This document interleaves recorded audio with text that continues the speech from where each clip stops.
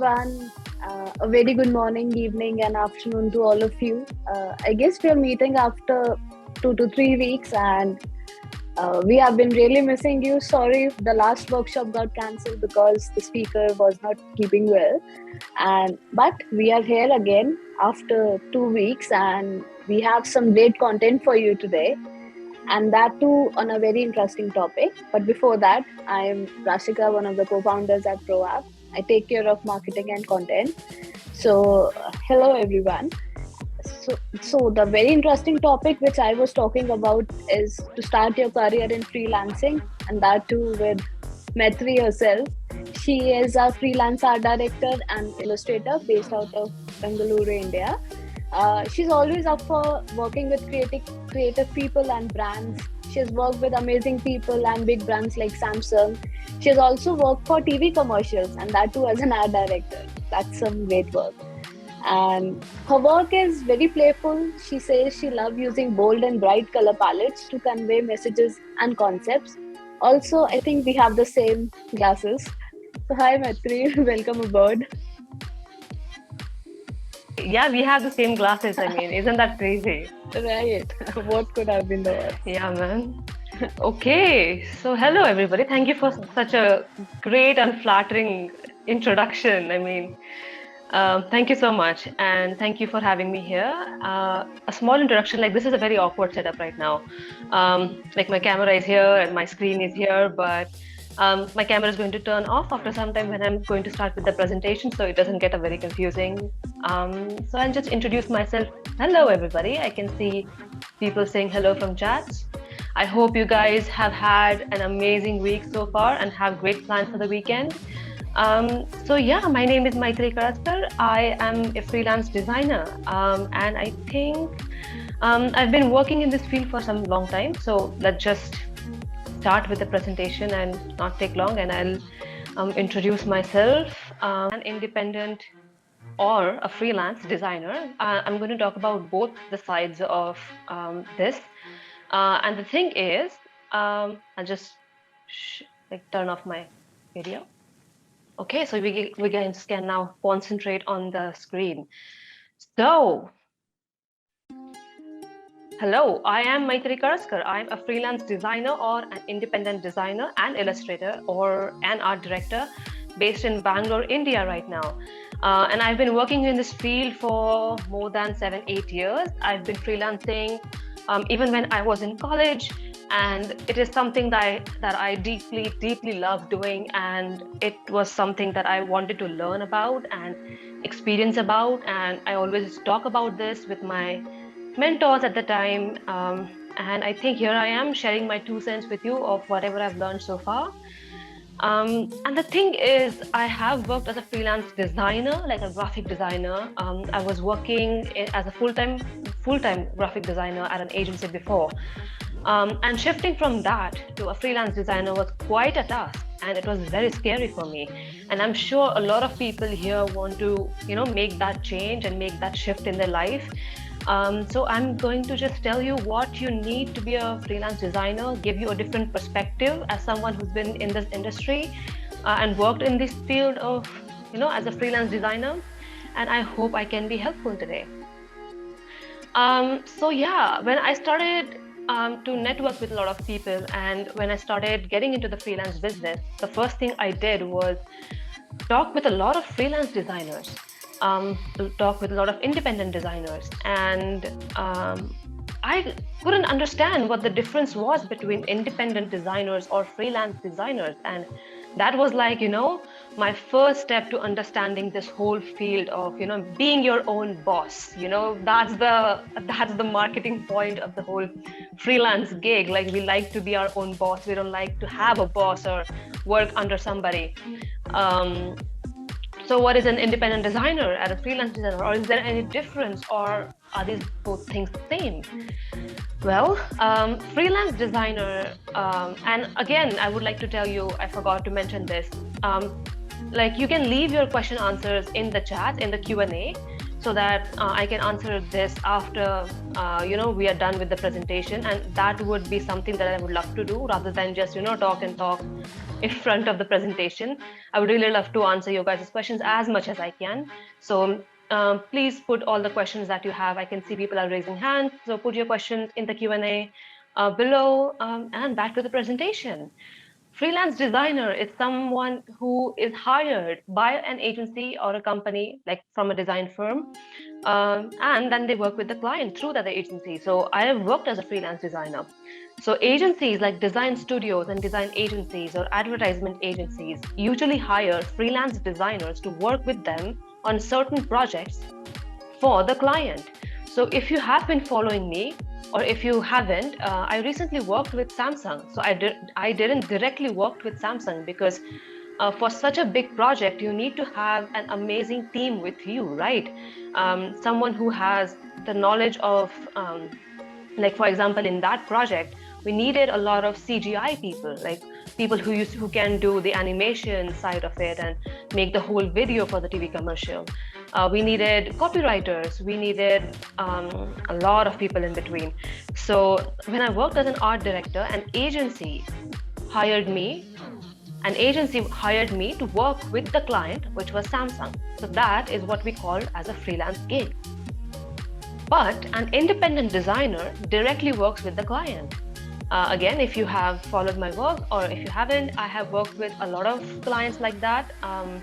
Worked with UCLA, the hospital side of UCLA, and I've also worked with Brave Beauty with Leah Yu directly. So this is like we work directly with the client, and you are the person who pitch directly to the client and ask questions about the design directly to the client. So there is nothing, like there is no one in between. So some things are very common when it comes to a freelance designer and an independent designer. So some of the things are like we can be, if you are also an independent designer or a freelance designer, we are usually hired for like short-term or temporary employment. It can just be like for a week or for 2 weeks. Sometimes clients usually have launches of the new products, and they really want someone on the team as a freelancer, per day working for them. It is very short term. They are booked or hired for projects. So it can be, like I said, for like the Samsung thing, I was booked for one project, and that is like they are hired or booked for one project. And it can also be on-site work or work from home kind of situation. Like we all know, like staying in the whole pandemic, everything has shifted to work from home, but sometimes you are needed on-site because I think, because if you have to draw something physically on the wall, like lettering on the wall, or you have to be there physically, like telling them how to, erect a 3D sculpture or something. There's a lot of on-site work that also goes on. So there's a lot of things in common when it comes to an independent designer or a freelance designer. So what are the pros and cons of being a freelance designer? Well, I can just hear a lot of my friends just shouting, "Oh, you have a lot of free time because you're a freelance designer." Yeah, but the thing is, like, the pros are like we get to explore so many new things, right? We are constantly exploring. Like, look at me. I started as a graphic designer. Then I got very specifically into identity systems and designing identity designs for like brands. Then I went into making illustration, and now I am just going into art direction, and it's absolutely amazing. We can just explore as many new fields in design as much we can. About networking, a lot of people say it's a con or it's pros, but the thing is, I have always seen it as a con, as a pro. A con can be when you are just starting out, like if you are an introvert, like most designers are. Like it's like I think a cliche thing, but I don't know. Even I am, but as an introvert, networking was really hard for me in the start, and I didn't know how to market myself as a freelance designer and how I can get clients and all of that. We'll get to that part and how you can get clients, but networking is at its best, and it's like one of the pros because you directly are in contact with like the top agency, like founders, design heads, and marketers at like amazing magazines and all of that, and you are in contact with so many amazing people, and you get to work with a lot of designers, you get to work with a lot of animators, and it's like one of the best things and one of the best experiences I've ever had, as freelance designer. um, yeah, we can increase rates as much as we can. I mean, it can be hard, like, pitching your negotiations for like a project, but you can increase your rates. As someone who has worked in a 9 to 5 job, I earned very less, very, very less for the amount of work that I did. Um, so now, when I know how much I'm working, I can increase my rates and I can actually sustain myself and, invest again in my company. And again, I mean, we all know this, like you are your own boss when it comes to a pro, when it comes to freelancing.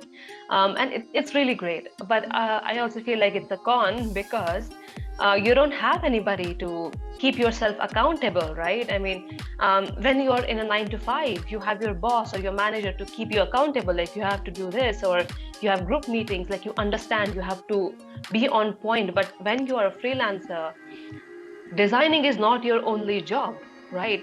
You have to constantly hustle for work. That's one of the cons, I would say, because there is no stability anywhere. Like again, the first con, like I've wrote here, is work uncertainty. There is no even financial uncertainty. Like there is nothing there, and you have to constantly hustle for work and constantly get clients, and that is one of the things that you have to be accountable for. And doing all of this admin work, pitching work, marketing work, advertising work for yourself, sometimes your design time can be cut off for yourself, and it can get really hard. Again, delay in getting paid. I mean, if you are a freelance designer, I mean, you would agree with me, right? We've all been there where we've gotten delayed in getting paid, and we like constantly are just texting them like, oh, come on, like it's been a month and you haven't paid me yet. And sorry, that was a water break.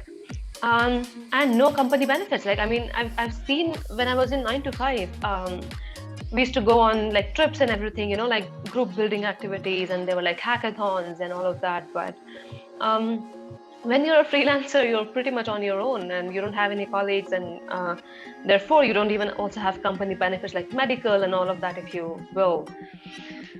So that actually leaves you as a business owner, because you are your own boss, right? I mean, as fun as it sounds, when the responsibilities come, it's not that fun now, is it?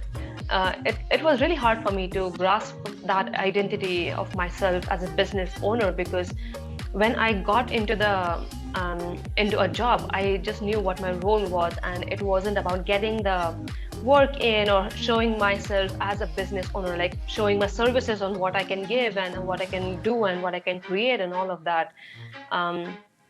And when you are a business owner, the responsibilities that come with that title is really interesting. So what do businesses do? They network, they negotiate, they pitch. They have more than one clients, right? When you are in an agency, you work on more than one client. Working on project based, like usually agencies work on project based, or you can have long-term clients too. You have to do invoicing, like all of the accounting work, and collaborate with other creators.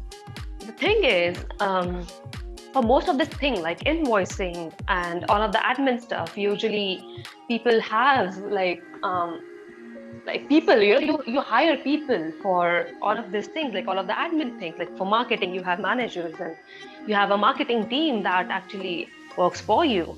But when it comes to a solo business as a sole proprietor, sometimes all of these things can be really hard to do. But again, it can be amazing because you're your own boss. So again, when I'm talking about my 9 to 5 job, why did I quit my job? I think most of you might already be there, be in the 9 to 5 job. That's why you are here, and seeing me talk about being an independent designer, or some of you just has quit the job, or maybe just have even more experience than me as a freelancer. So what was my reason of quitting the 9 to 5? working on projects that I didn't like, that was one of the main things that I quit my job. I knew where my skills were, and if I had to improve my skill set as a graphic designer or as an artist or as an illustrator, I knew what kinds of job I wanted to work on. And because it's a big agency, sometimes the projects are scattered wherever the founders feel like it or the head designer feel like it. Sometimes it might not be you, and when that usually happens, you kind of get frustrated by working on the same project again and again. And for me, that happened a lot. And the kind of projects that I wanted to work on, they didn't have, but the other things that they had, I really learned a lot from them. Again, on top of the things that I didn't like to work on, like the projects and everything, I was earning far too less.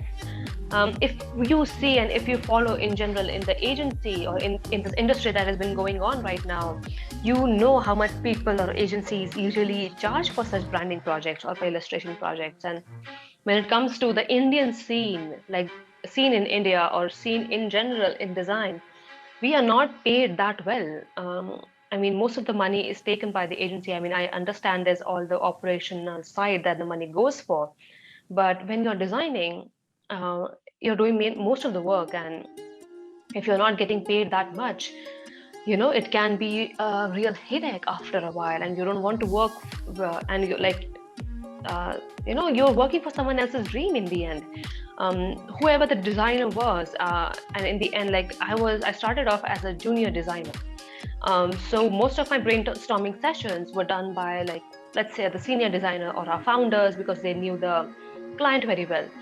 And it was very hard to make your point when there are like 7 to 8 heads, and maybe you are even a starter in this industry, and maybe people didn't want to listen to you.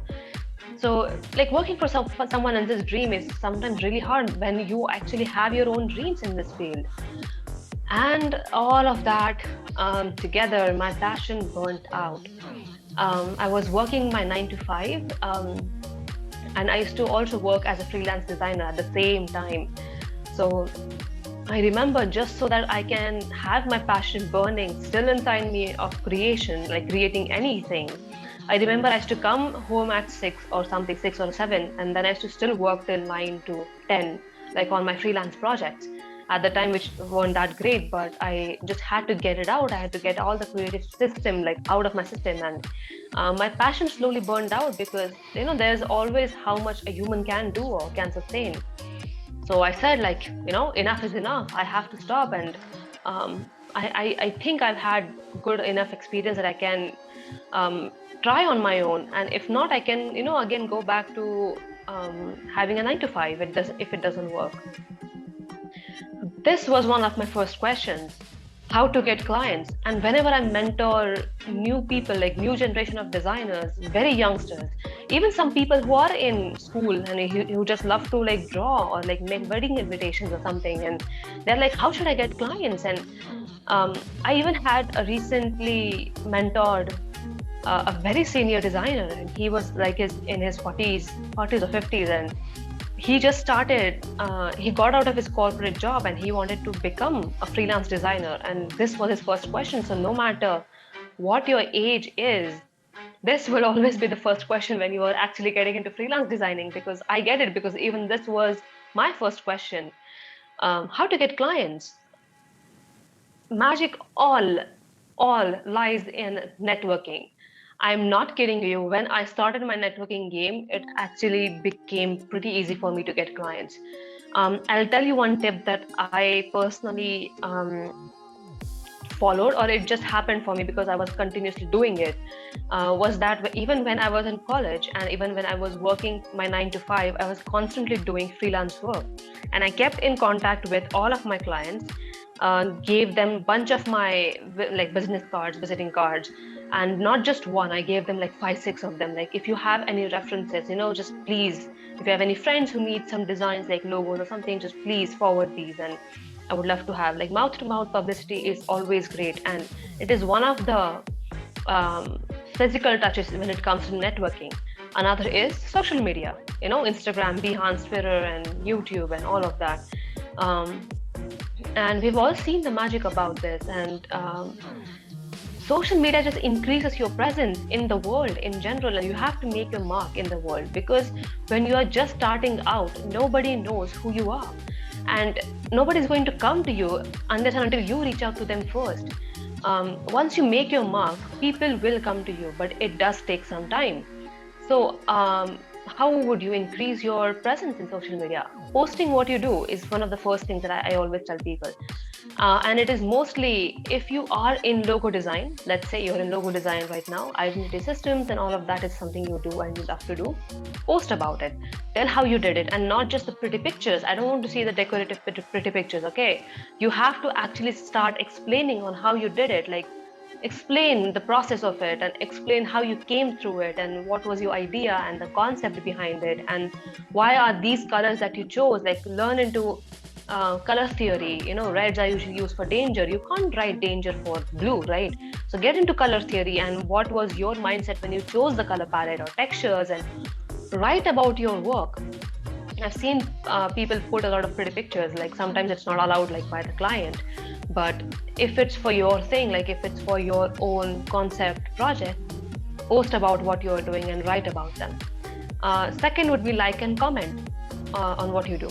So like what you do is, let's say, like right now we are talking about logo design. Start liking and commenting and following and supporting similar interest people. If you're in logo design and everything, like, start following other designers who are into logo designs and identity systems. Like their post, share their post, comment on it, reach out to them, talk. This comes to the next one: support fellow creators. The thing is, like, I've seen a lot of people just backing out when it comes to networking, but please don't do that, because we creators, especially people who are in freelance business, we are always looking for collaborations. Because, for example, if I'm illustrating something, I'm not a great animator. I can do basic stuff, but I'm not a great animator. So what I would do is I would hire or recommend to the agency I'm working with an animator.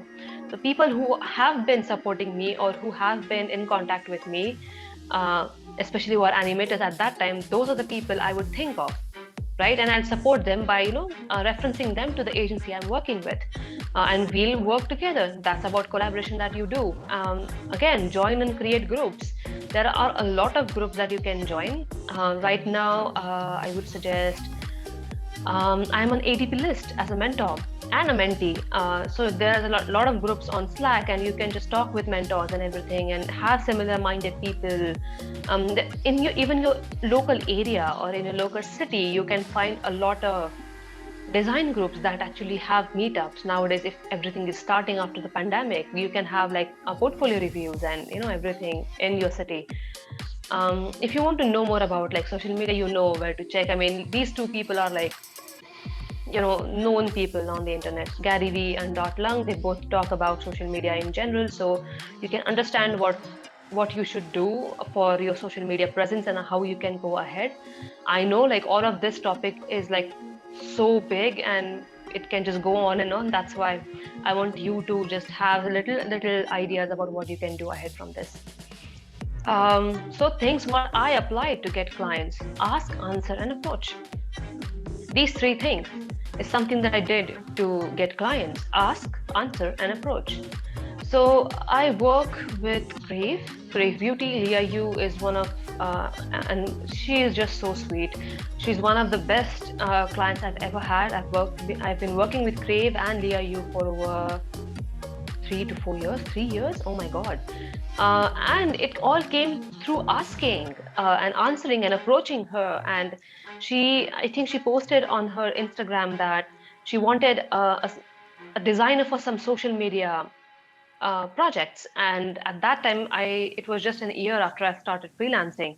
And I asked her, I told her, like, I'm a freelance designer and I've been following you and I would love to work with your brand, because things that I absolutely loved about her brand was she still does a lot of charitable work. They are very environmental friendly, no mass production, and she really, really appreciates creativity. As someone who started as a YouTuber, she knows everything about the business, and it's used by celebrities, award winning, and in general vibe I absolutely loved.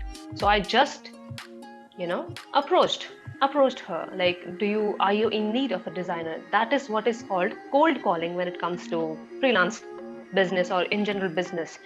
um, I just went and I just one fine day on her Instagram, and I just shot her an email saying, you know what, I'm a freelance designer. I've loved your brand and I've loved this, what you guys do. And I told her in depth of what I really thought about her and the brand and all of that. And that means she knows that I actually care. And I just asked if I can be a designer at your company as a freelance designer. And she, being the sweetest person ever, she said, yeah. um, and it happens when you start imitating clients' work. The thing is, first of all, designers think like, this is not my style, I'm not going to work in this way. It doesn't work that way. You are a designer, you are giving your services for a client, right? So you have to make it custom for them. So imitating what client actually wants has always helped me. So when you are actually starting your freelance business, the clients you want to work with have a very similar style in your portfolio, so that they already fit you in their company. It's not a copy paste game for sure. Like, don't copy their work. You have to, I'm saying about imitating it, like having similar work. So for example, I have always also worked with Bazana. So this is because Bazana was just starting out, and we talked about like the logo and everything. And when I was working with them, this is usually my style. It's very colorful and bold colors, white, black, and yellows and everything. If you see my illustrations, all that. And they and their ideology and my ideology actually, just matched. And the illustrations and the whole identity systems that we worked with them was very similar. And the agency who created the logo was also on the similar track, and we just had this system because it all worked for us. But when I started working with Grave, as you can see, it's a completely different style. So I cannot force this style on them, right? It wouldn't work, and not two companies and not two brands are the same. So I showed them few similar samples of my work on, if I started working with them, on how they would look. And that's how they start placing you in their company, mentally, and it's easy for them to say yes to you. Um, so generate content to fit your clients. I mean, be very, very, very custom to them. um, because if it doesn't happen that way, the client won't feel as much, that you're not giving them importance, or you're just forcing something at them, on them, and on even their company. And they won't like the experience in general. And it would be like they are paying money for absolutely nothing. And I mean, who would want that in the end? And even if they work with you like that for one project, it would be very hard for them to approach to you, for future projects. And that's something we don't want. Like we said about the social media thing, right? About the networking thing. The most amazing thing that I've seen in general in all of this is mouth to mouth publicity. Just having people recommending people is one of the best places to get work. So whomever you work with, like as a collaborator, as client, or even if you hire somebody, just have a very good rapport with them, and just have a nice relationship with them, so that you get approached and you get more clients when you in the future. Um, so yeah, this is like the basic things that we actually talk about. Like if you are in need of a logo design client, right? What would you do? I think the first would be to upload logo projects. So this is the first thing that I would like to tell. If anyone here is actually looking for logo design projects, first thing is start creating at least 2 to 3 basic logo design projects, concept design projects, and write about them. Write about how you created the logo, the process, the sketches, everything in that project, and present it in a very perfect way. We have Behance as an amazing platform. Go ahead, check it out on how people actually present their logos. Everyone's personal style of presenting their project is very personal. I can understand, but go ahead and check how professionally they are posted.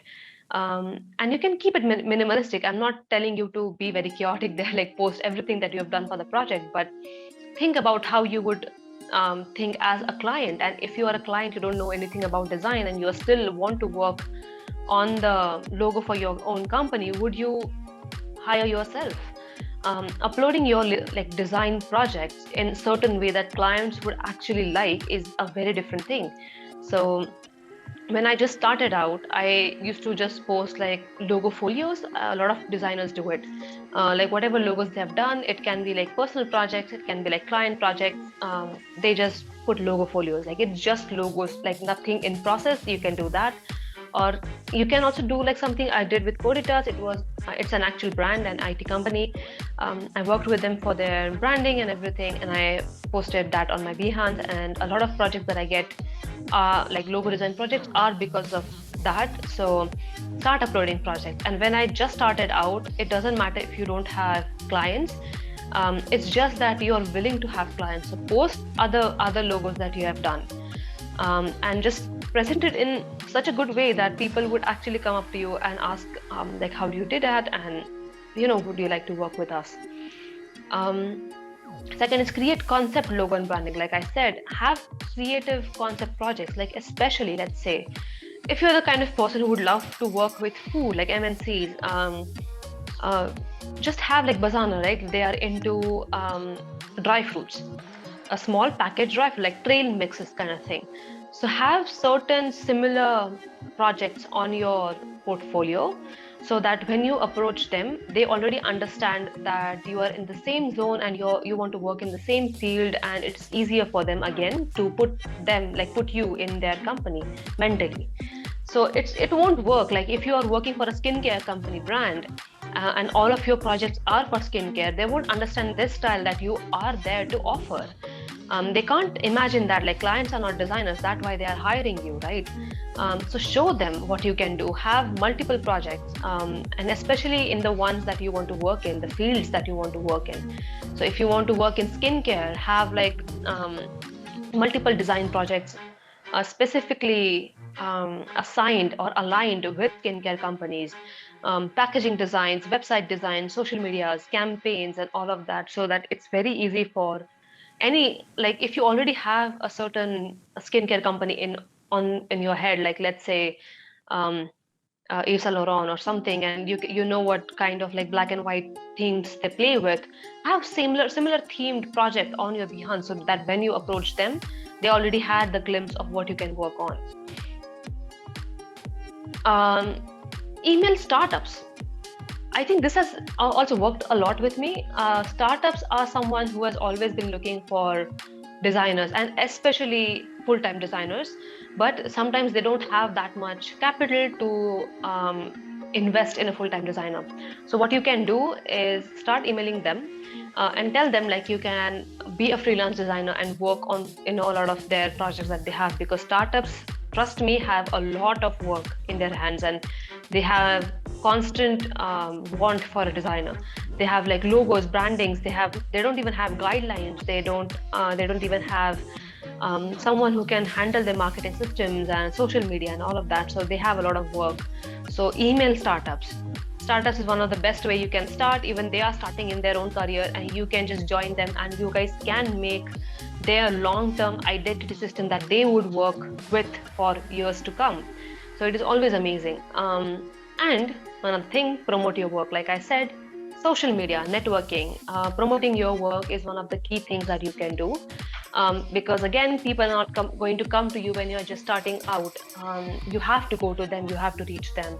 And reaching to them is again, emailing them, cold emailing them, DMing certain projects that you want to work with and work on.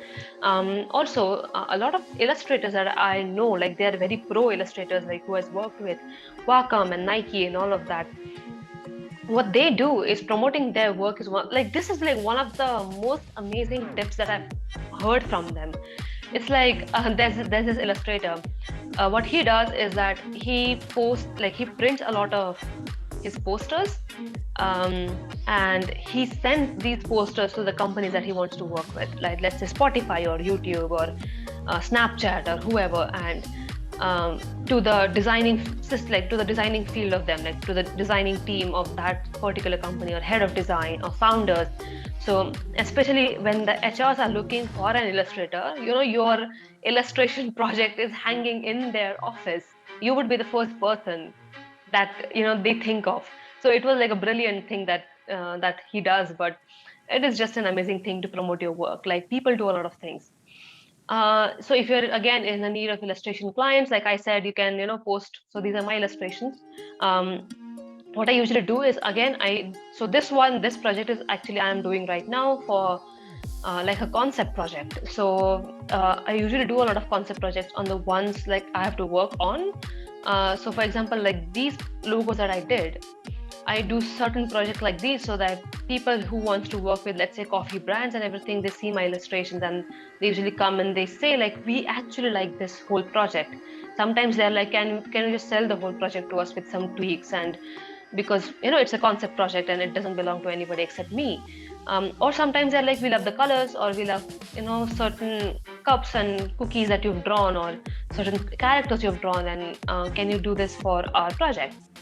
Again, follow illustrators. There are so many amazing illustrators on Instagram, on Behance, and go for it and just search them and ask them questions. And we have like really amazing people in creative industry, and very hardly any of them would actually say no to your questions.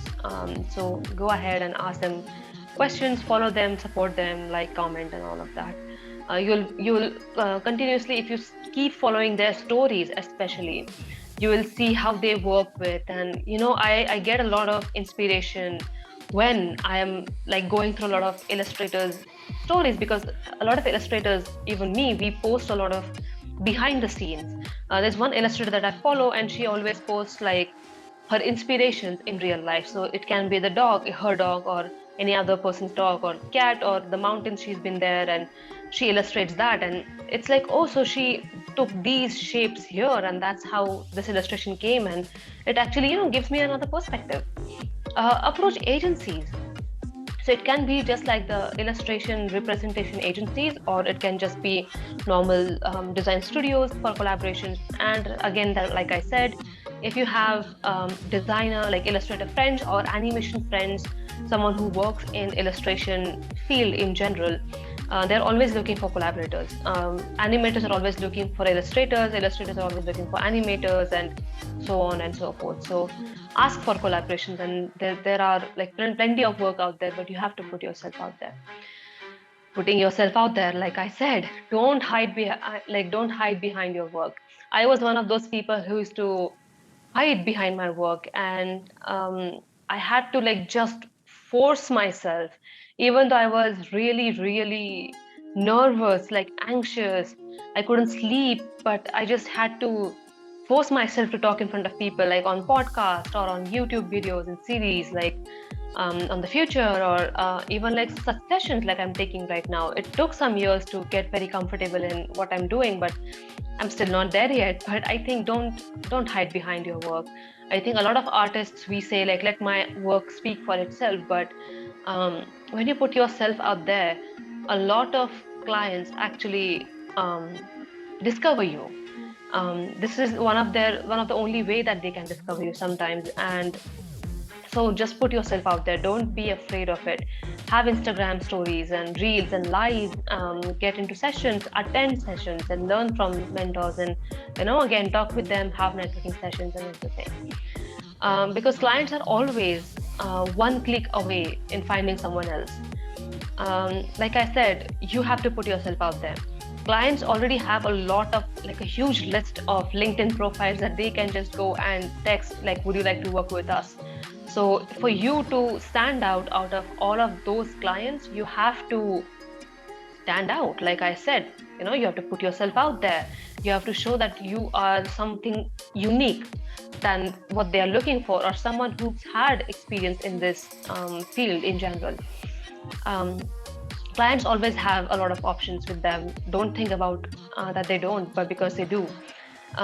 So always be ready, and always like approach them. As I said, ask and answer and approach them, ask for if they want some design work, ask for if they are in need of freelance or independent designer needs, if it's a client or an agency. So don't forget that you're a professional. Second thing, that this is something that I've always seen, you should have a professional photo of yourself. It can be a little quirky, it doesn't matter because you're in a creative field, but have a very professional photo taken of yourself. And when you start growing, you have to use that photo everywhere, like a PNG. And you have to like have a cutout, and like I've seen a lot of things happening to that professional photo.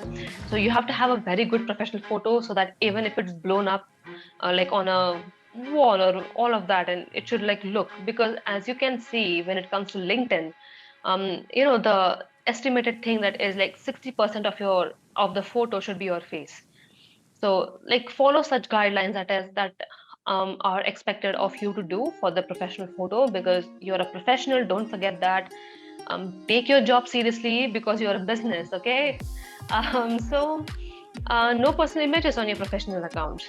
Don't show people where you are going every single time. Like if it's something that is going to give a message, then it's a different thing, because I always post if I'm at some like recently I took a solo trip, so I posted like, I always am a big advocate about having like personal life and work life balance kind of a thing. So it was something like I was sending a message, but that's it, like nothing more than that. But it's usually always in stories, I don't post it on my post. So like no personal images when it comes to your professional accounts, and I'll tell you why. Another thing is no copying other artists. It's a huge no plagiarizing anybody, so never do that. I've seen a lot of people who have just starting out. Even if the client actually, oh my god, okay, so I'll tell you one example that happened like a couple of years ago. um, there was this mentee of mine, and she was doing a logo for a gym company, and it was, I don't know if you are here in the audience today, but I'm just telling this story, okay? I'm not telling anybody's name, but it was a gym company, and their mascot was, I think, a cheetah or something, and it was a leaping cheetah. So I think you can understand where I'm going. What they said, like the gym company said, that you can just copy whatever Puma's aesthetic is. Puma is a sports company, if you don't know, and they have a leaping puma on their as their logo and their symbol and all of that. So she said no, but as she was just starting out, she needed the money and didn't want to say no to such a client. And if you know and if you've worked with such clients, these clients are a huge red flag. So poor her, she did what the clients told her, and Puma started to sue them. Like Puma sued the company because it was a big cat leaping, black and white, and it was like very similar to what Puma has copyrighted and patented and all of that. And what the client did was, they said it was not our doing. It was the freelance designer's doing, because they were going to go down for $1 million or something. And she came crying one day like, oh my god, like I didn't want to do it. And like she got out of it. Like I told her, like the client has accepted the logo, that means it's on them, but try not to do it again. Like never copy another logos or artists or anything. Have your own unique style to it. And especially if like it's big companies, you have to be very careful about it. And yeah, storytelling aside, working URLs is another thing. I've seen a lot of people just sending me, oh, can you just check my portfolio? And it just, the URL doesn't work, or it can just be like the handle of it, right? And I don't have, like sometimes if you're on your phone and you can just have a quick look, you don't have the time to like copy and paste it in the browser in front of like www.instagram.com/ the handle. So have working link, very quick links for your clients, because clients don't have the time to check like continuously on how I can make it work. Like clear communication is the key, and be very clear. And when it comes to that, have contracts. When you have contracts like this, it's very very crucial, and it would just make sure that you don't get into any funny business like I just told with the storytelling story. Yeah, be very clear when you're presenting your portfolio. Like I said, when about the working links, like usually people send me, it's very chaotic. Like right now, if you see my Instagram, it is all illustrations, mostly all illustrations. But if you see my Behance, it's right now everything that I work on.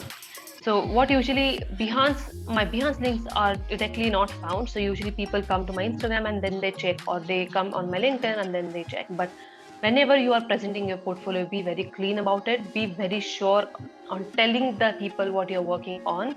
Um, People usually don't like a very confused designer because they come to you for solving problems. Don't tell them that you can do anything and everything, like from photography to art direction to designing to, I don't know, even making social media posts, because people really usually like to have a specialist rather than a generalist. But as freelance designer, we are generalists.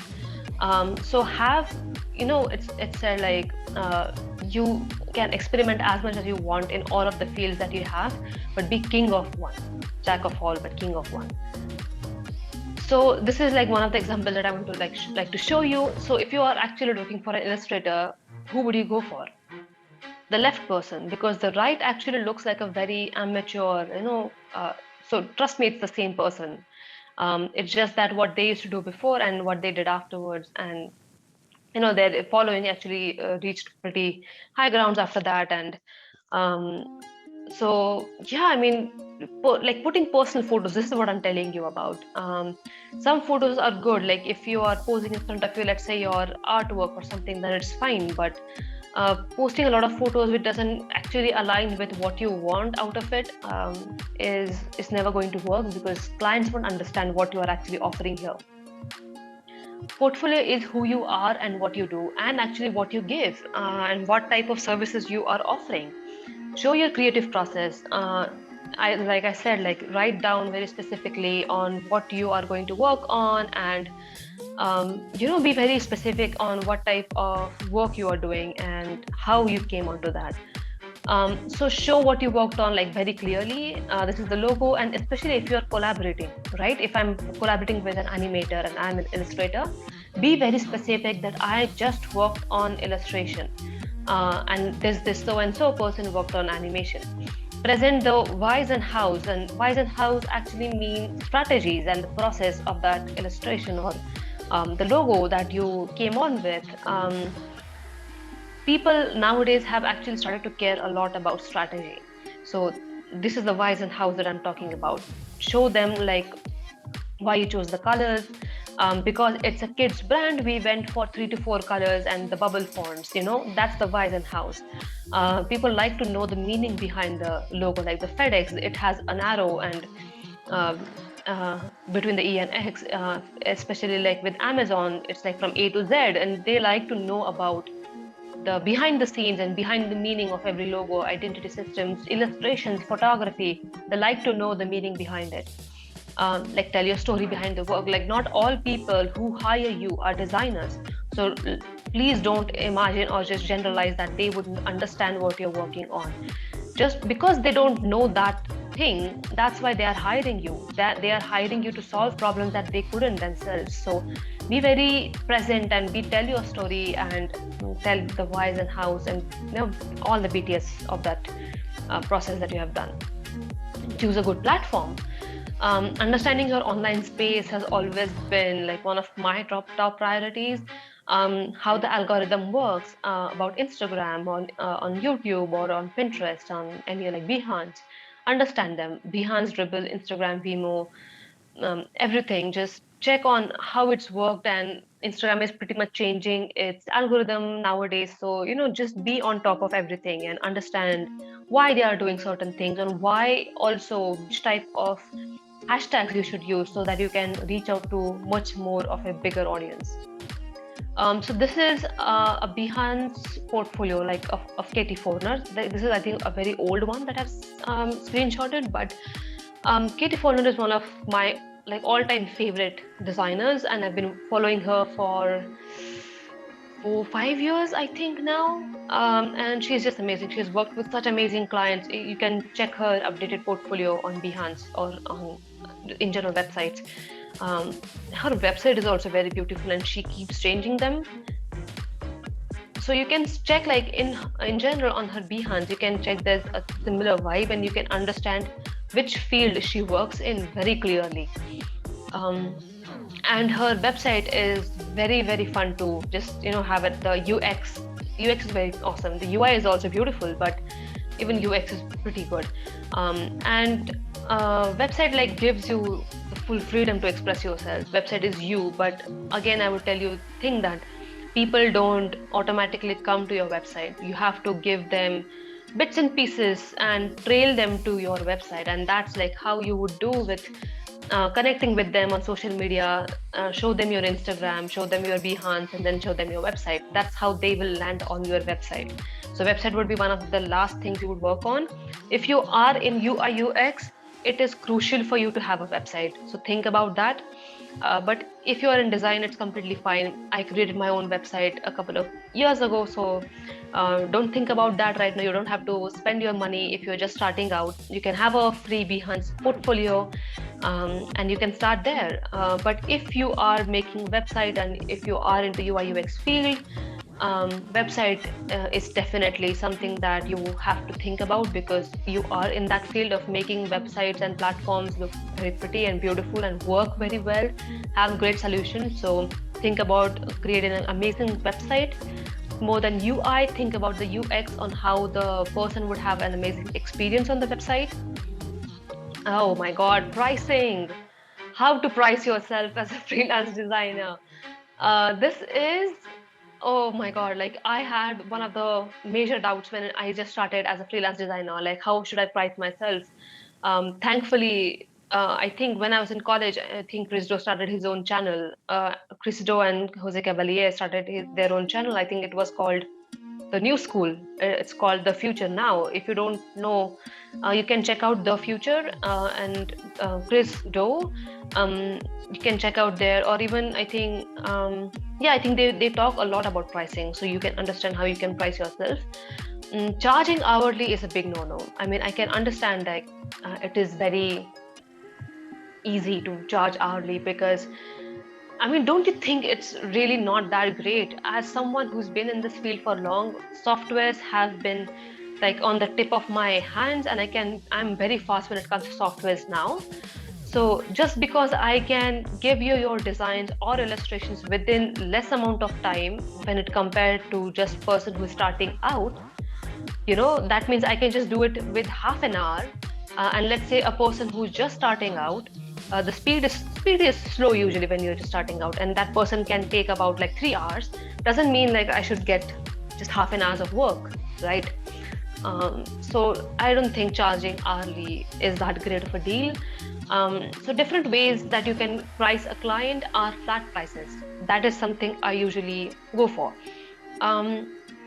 So flat pricing is like hassle-free experience for you and for the client. So what you do is you actually tell them about, this is like one project, I'm gonna charge you ABC dollars or ABC rupees for the whole project. And then in contract, of course, you're going to have some separations, like if you want more revisions of this and that, then you're going to pay me more, but it's usually flat pricing. Then there are price brackets. Price brackets are so in flat pricing, people usually just pay all the money upfront. Price brackets is usually 50% advance, 50% after the work. I do that usually all the time. A lot of people also do 70% advance and 30% afterwards. Segregation in price and projects is also done. It can be, let's say, for logo design, you're going to have this much money. If you want logo guidelines, you're going to pay this much. If it's illustrations on top, you're going to have this much. So the client has a very specific idea on how to charge, on how to give that. And monthly and weekly also works, because so if you are being hired or booked for short or long terms, like for a week, a month, or even a year, like I work with certain clients, charging them either project wise is great. Like one project is done and then you can just send them the money, in the end per project, or monthly. So you can just tell them, oh, you have to pay me $4,000 per month, and I'm going to do so much work, this much work for you. And you can just tell them like, this is the work that you're going to end with every single month. And if that bracket is, reached from you, then they can pay you that much. So again, you guys might ask, like, how much should I charge, right? Like, you told me how should I charge, but how much? So price is equal to the value you provide. And also, not only this, I would even suggest the survival cost it takes also comes into this. So as I'll tell you what, like, when you are paid as like your salary, mostly your salary is your survival plus your experience. So the basic amount you need for paying rent, food, and lifestyle, plus the experience in the company. It's how your salary is there. So your experience in the company does not apply as a freelancer. So what you can do is that experience in your company is actually the value you provide to the person, like, or the client, or the company, or the agency. Um, and it should be like your survival needs, like your food, like your rent and food and lifestyle, plus the value you're providing, right? Because it is your salary, like you are getting paid every single month, you're getting paid every single project. So price is equal to the value that you are providing. So there is no fixed price, to be very honest, in this um, whole industry, in this whole world.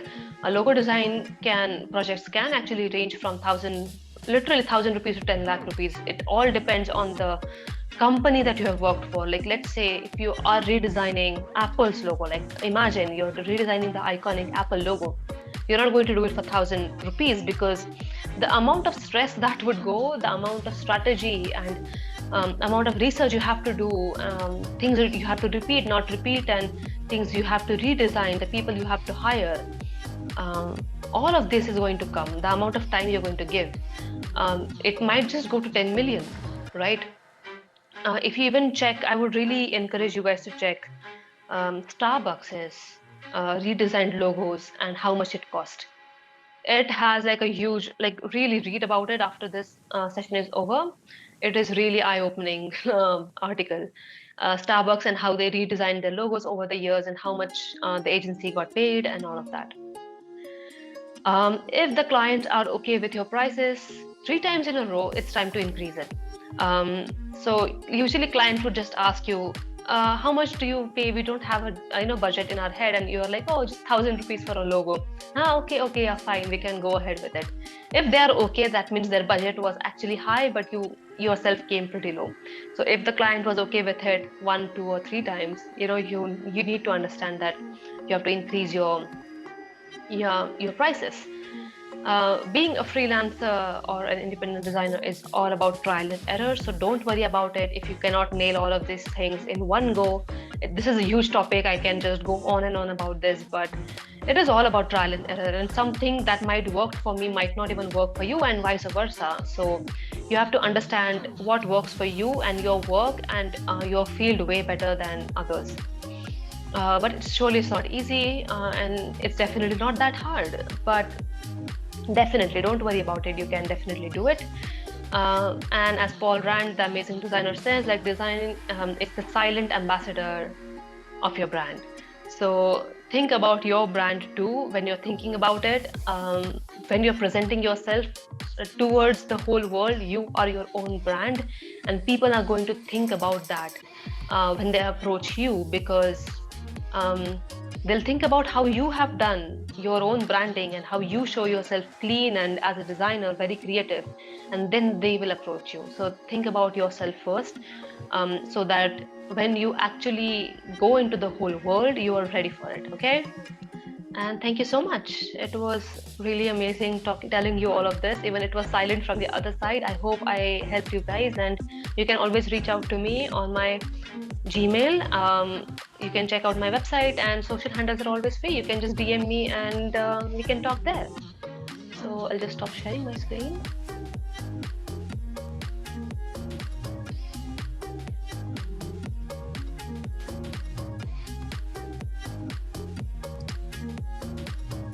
Hi, Maitreyee. Hey. Hey. Thank you for such a wonderful session. I think I also learned something, like, even being in the industry for quite a few years, I also learned something interesting. But the part I liked the most was that you ultimately have to find out your own, you have to not just create but curate your way by learning from the other people who are actually doing For sure. so well in the industry. And the part on the pricing that you taught, because I think that's think the it is like one of the most questions that you usually get, even if you are in an agency or even if you are working as a freelancer. I think it is Right. one of the most repetitive questions I've ever gotten, and I am also asked this question a lot to my mentors when I was just starting out. So yeah. But I think nobody ever gets the direct or the right answer. But you were, I True. think, like quite close to like whatever you said in the presentation, I especially hope so. about Thank you. especially about not charging by the hour, and then understanding the value, plus having different payment models, which most of the people who are True. starting new, they're True. not aware of. They True. True. just Very go true. Very true. how Yeah. their friends are doing, how their colleagues are doing. Yeah. We start to compare, and I think that's where Right. it actually goes wrong, right? Something that might work for you might not work for me. And Right. if, let's say, if you are based in US, where the lifestyle or like even the rent is pretty high, you Right. cannot charge the same as I'm charging. Let's say in India, where I don't have to earn that much uh, for a basic survival. So it's Mhm. completely depends on where you are and how much your rent is and all of that. So yeah. Cool. I think we have some amazing questions lined up. Okay, the first question is around how much time it took you to build your personal brand. Oh, I'm still building actually. I don't think there's I don't think you ever stop to build your personal brand. Even if you have seen the olden times when it comes to Picasso or like I know Leonardo da Vinci, they have been constantly evolving their own style and constantly just knocking off what they said earlier. And as creative people, we are constantly evolving when we are constantly just exploring as many things as we can. So your brand is as good as your current mindset. So whenever your mindset changes, your brand will change. So, but yeah, to understand this situation, it took me about a year or so. So, yeah. Cool. Okay, so it's about how to get the next one is around how to get client in beginning, Mm-hmm. not free work Free because our I don't laptop know. EMI ki paise okay. Yeah, I mean, I can completely understand. So what you can do right now, if you're in the beginning and you're actually investing a lot in your just freelance business, right? My first thing would be before you leave the job, because I did the same thing. Before you leave the job, have survival money like for the gadget and 6 months of your own lifestyle survival, like food, rent, transport, and all of that, and then leave the job. So have a good amount just saved at yourself. But if you don't have right now, you're just starting out anyways. I would say start being a part time rather than a freelance or like a contract work, so that you have constant money coming in and you can invest in your in your gadgets that you need. And then when you feel like you've had pretty good amount of time, you've had built a trust with that client, so that client can just be your long time client. So win-win situation, I think.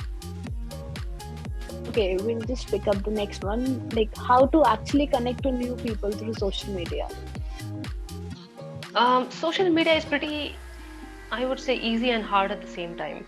And it completely depends on the person you're trying to connect. Most of the clients, or most of the designers here are pretty open, and they are pretty out there to help you out. So if you are connecting with me, Bless, Lisa, and all of those people, I don't know if you know, but we all usually try and answer as much as questions as we can. And also, if we have, like for example, I get a lot of projects too. So there are a lot of people who are just starting out in freelance business, and if I don't have that much, if I have a lot of workload with me, I just forwarded it to people. So just say hi, how are you, be very genuine, like I like your work, I want to just get into the freelance business, can you just give me tips, and be very open about it. So that's fine. Anyway, the design community is very cohesive. They are like Very, very yeah. tightly knitted. Okay, we'll just combine two questions. It's around which software do you use for creating your design, and is it necessary to have a pen tablet for to start with it? Because so I got my pen tablet when I was in college because my specialty was in illustration, so I had to get it. Um, and my pen tablet is actually still sitting here right now. I don't know if you can see it.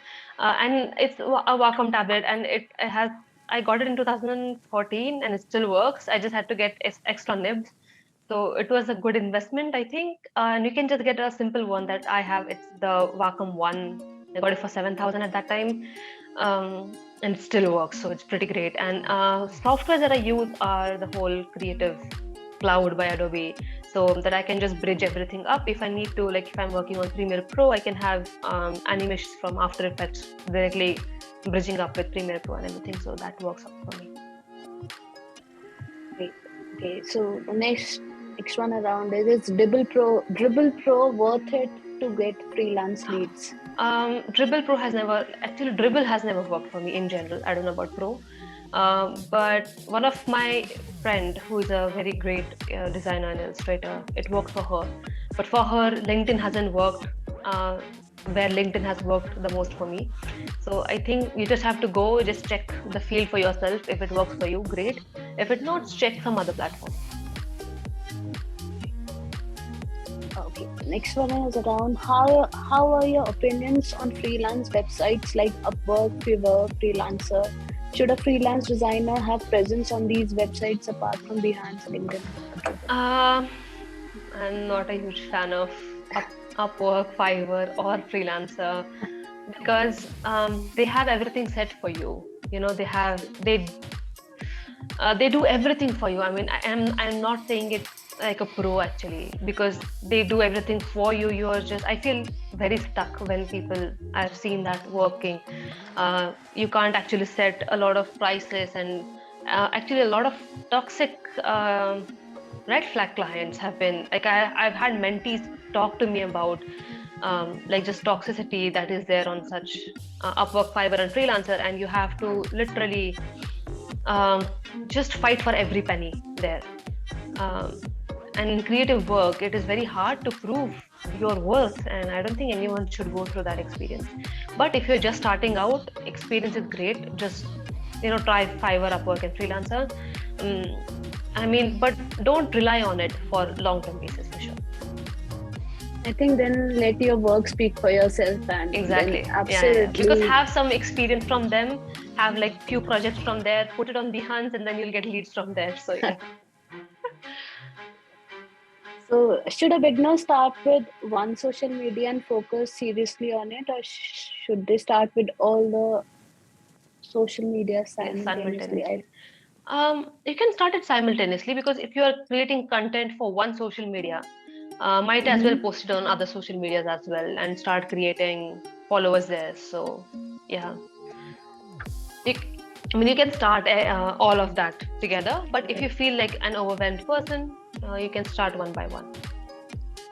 So the next one is from the chat section. It's like, what if you are a brand designer but also interested in illustration, like children books illustration? Okay. Should you post it both on the same account? Like, she wants to know. She has always been confused with this because, like, it should not break the aesthetics of it. True. As someone who does a lot of things together, what worked for me is I used to put everything on just one handle. It didn't work for me, so I tried the approach of showing myself as a specialist. So my Instagram is just for illustration, and my Behance is for both of it, like my design part, art direction side, and illustration. But I have a friend, I think you can check Lisa Jacobs. She puts like illustration, and she also puts, I think, let me check if I can put her link. So she puts her illustration and even design work, and she has worked with like big companies, like all on her one page. So in the end, it's like, again, whatever works for you, you have to be so this is the link. She's an amazing. Oh, thank you, Siddharth. So yeah, it's again, whatever works for you. Try both of it. If it works, great. If it doesn't, you can just take it down afterwards. You can archive it. So yeah. Okay. So when you are first starting out, it is so hard to niche down. So when is the right time to go down the road, like work in a specific industry or field? It's more around when to figure out what your real niche is in the design industry. Finding your niche. Oh God. Right. I do take a topic on that. Finding a niche is like one of the most topics I love to talk about, because it's something that I still struggle myself with, because I love to explore a lot of fields, and it can be very hard to start from zero, from in a new field. So finding a niche in the end is what you do even in your free time, what you do to calm yourself down. So for me, when I used to do logo design work, I still do it, but I was specifically just doing logo designs, identity system, strategy, and all of that. And in the end, I used to come home and I just used to take my sketch pad and I just used to sketch. Or if I was sitting in a meeting, I used to sketch, and I thought, I think I started liking my sketching part again, because I was in Illustrator in college, like for third and fourth year. So I'm like, I think try that.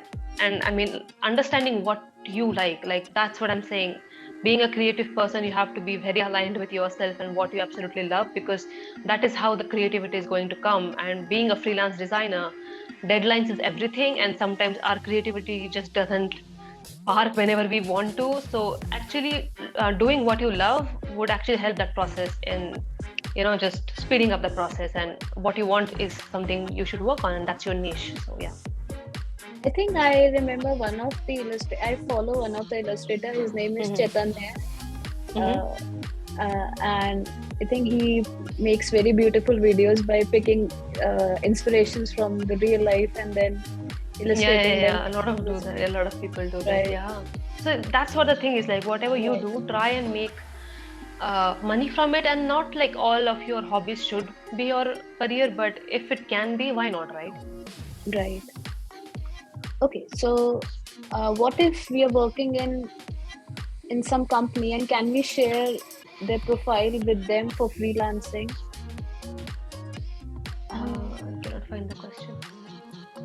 It's the third question in the Q&A section. What if we are working in some company, and can we share our profile with them for freelancing?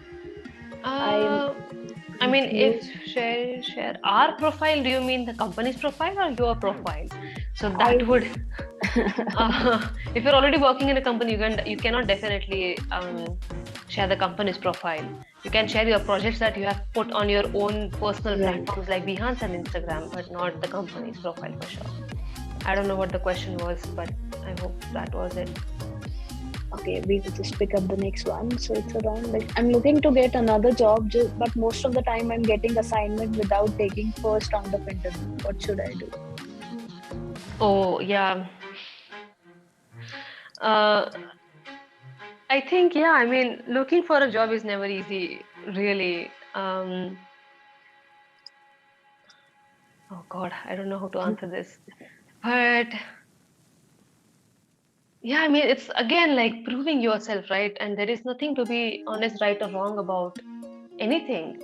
I mean, the people I have applied for, like the companies I used to apply for before, when I was about to quit my job, they said no to me at that time, because trust me, my work wasn't that great. But recently, one of the companies came back and they're like, oh, would you like to work with me? So it's again about the experience that you have and proving yourself, I think, as a creative person. And there's no right or wrong, so I don't know how I should answer that question, but I think just put your best foot forward.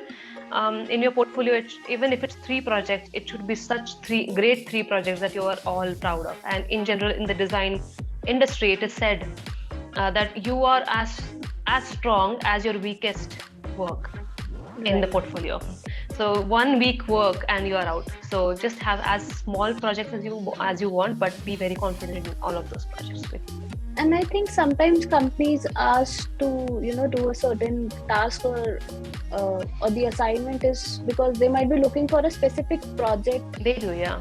Or a specific style, right? So I think they also check They also check speed when it comes to, Right. in your first round. They also check speed a lot because they want to see how fast you are, because that would actually also indicate how much time you have spent on that like software, and how much time, how much experience you have. Because they know, in general, in the end, the design project is going to happen through brainstorming sessions. So sometimes just application and educate, like the execution part would be the hardest part for you, because you're just starting. So they just see sometimes how proficient you are on your, softwares and all of that. So yeah. Okay, there's one interesting question in the chat. It talks about how do you handle clients that always says you're too expensive? I have returning clients that I've worked with for over a year or two now, but I always get that expression from them. To be very honest, everybody in this whole wide world um, would love any work from anybody for free. Okay. I mean, anybody would love Right. the work, anything they would work for free. So nobody wants to pay anybody anything if it's that's the norm. But um, I think then you have to move ahead and say no, because I think saying no is one of the hardest things you can do. But trust me, there are a lot of work out there, and just say no, it's completely fine. And the thing is, if you want to still work with them because they're a great client, you can just justify why you are charging that much. It can just be the experience, it can just be how much time you are putting in, because most of my, if I'm actually increasing money for somebody, it's mostly because I have to keep my other projects aside if that person wants some projects like very fast, so that the super fast delivery also is going to charge, because I'm going to say no to other clients, or just keep on the back burner, like other projects on back burners, and it's going to cost me, right? So you can just be forward about it and just tell them like why you are actually costing them or pricing them that much. So be very vocal about it.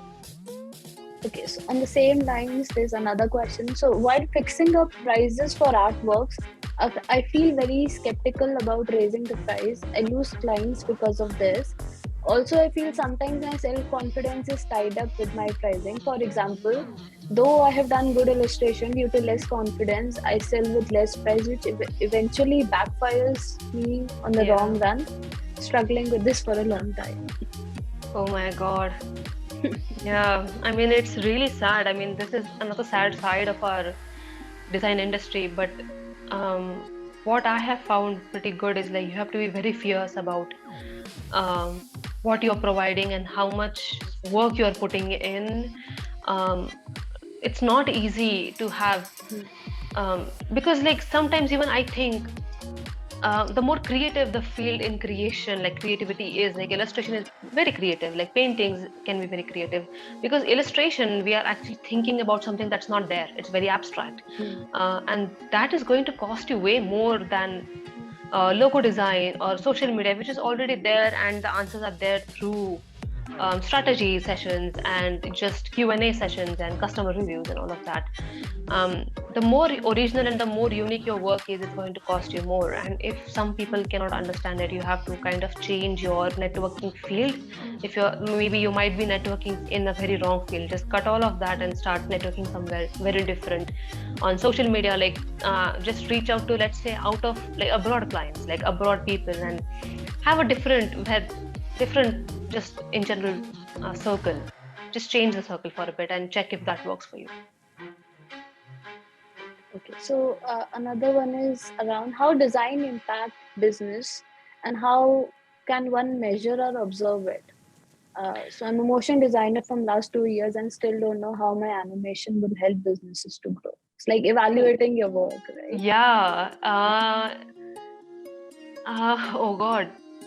I think it's very small things. Design impacts a lot for the company.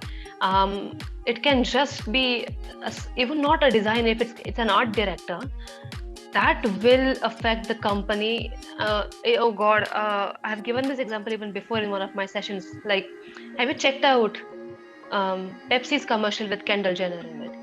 Like the Right, art right. direction was completely wrong, and Pepsi lost millions and billions of dollars because of that. Tropicana lost because of the packaging design. It wasn't that unique, and people couldn't understand the logo, and because they changed it, people couldn't identify Tropicana logo on the shelf, so nobody was buying Tropicana because they thought there is no Tropicana brand, and Tropicana lost a lot of money and they came back to their original logo. So design impacts a company a lot, like even in when it comes to money and stocks and all of that. So read a lot about all of these things that has happened, like worst designs or bad design affecting companies and all, and you would understand. Okay, I think one question is around. I just want to know, like I usually get 4 to 5 cold leads directly from LinkedIn, but the thing is, they directly want to know how much I charge for doing webflow development, and whenever I said this is much, it end up like they're ghosting me. So, is there something I'm doing wrong, or how should I I have would a more suggest, tailored conversation? yeah, I would suggest to get on a call with them, because people in general feel very easy to ghost someone they don't know, right? So have a conversation, get on a web like video call. Even if you're not like putting the video on, just even if it's a voice conversation, there is a personal connection and they'll think twice before they start ghosting you. So have a very open conversation with them, ask them a lot of questions. When you ask them a lot of questions, client actually think that you are actually very interested in knowing them rather than just giving some skeleton design that you already have to them. So they really like to work with people who are people rather than just automated systems. Just show them that you care, be very genuine, as I said in the presentation.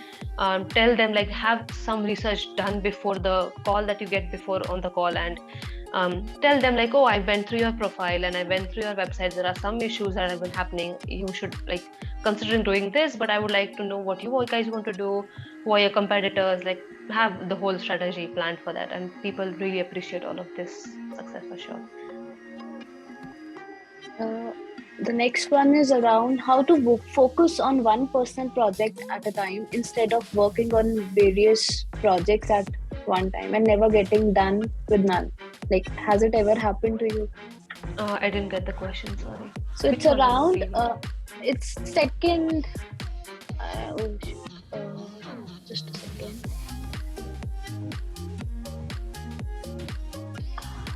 Let me just close the other ones. yeah, how to focus on one person project Right, at a right. time instead of working on various projects at one time and never get done with none. Ever happened to you? So, okay, so various projects, I'm assuming it's the client projects and one personal project at a time, or are you just talking about any Maybe personal it's project? around, like, you might have picked up 3 projects in 3 different disciplines, and No, I think they're can talking be about simple. personal projects. So one personal project at a time instead of working on various projects at Okay, I think one they're time. talking about personal projects in general. Right, So right, I think I right. would just suggest concentrate on one personal project so that you finish it pretty quickly and then jump on the other.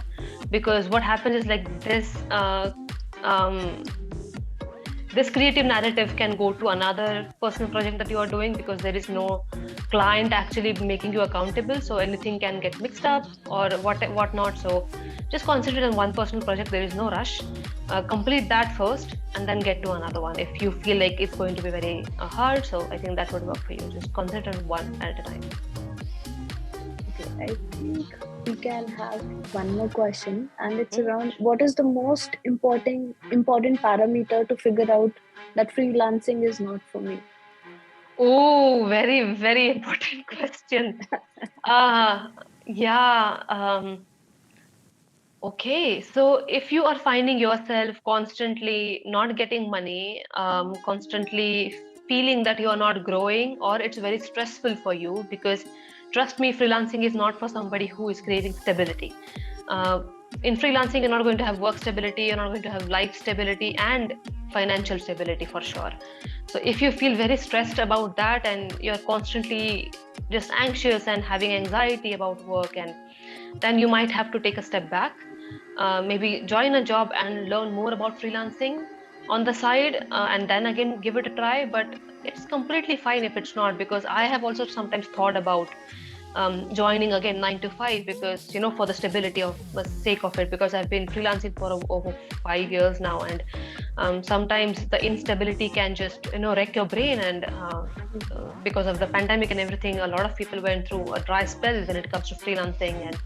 And it's completely fine to just accept if you don't like it. If you find yourself very like stressing about it, I think you can just take a step back. And I don't think there is any shame, I think, in it, because I think people feel there is some shame in taking a step back. But again, like in a 9 to 5, I personally felt that I grew the most in terms of in general in the field, because I learned a lot of things. I was collaborating every single day with senior designers, junior designers, and just working on huge projects that I couldn't do as a single person. You need bigger teams, and just in that one space. So there is no right or wrong, to be very honest. If it doesn't, and if it's stressing you out, I think you can just take a step back. Okay, we'll take one last question and then I think we'll end the day. So it's around. Can you explain what art direction entails? How has your journey been in the aspect of design? So art direction is usually about all aspect of creativity. So you are the person actually. So let's say there's a huge project, like a big project going on. Let's say a TV commercial is going on, and you are working on there. So there are a lot of people working on that project. It's usually the founders of the agency and the clients too.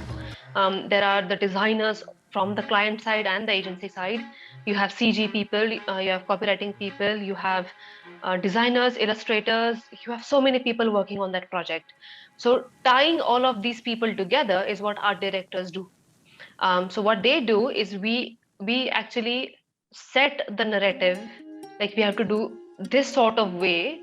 And as someone who has worked in most of the fields, I can tell them that, what, we need designs from you here, so that the illustrator can take it from here, and then the animators can animate it, and so forth and so on. And the copywriting is not on the style, and our directors go with the strategies. And what, this narrative won't look great because it failed with the client before. And it is all about managing the whole creative design team that has been working on that project, and how in the end the project would look like. So that's what art directors do.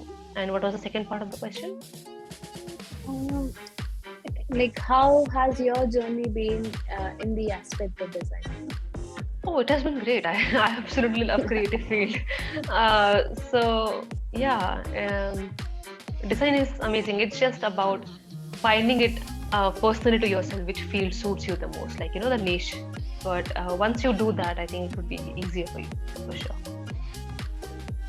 I think it was, I would love to say, one hell of a session. I really enjoyed it, and after so many weeks we almost had around 100 and 105 participants, on and off today. Oh, so nice.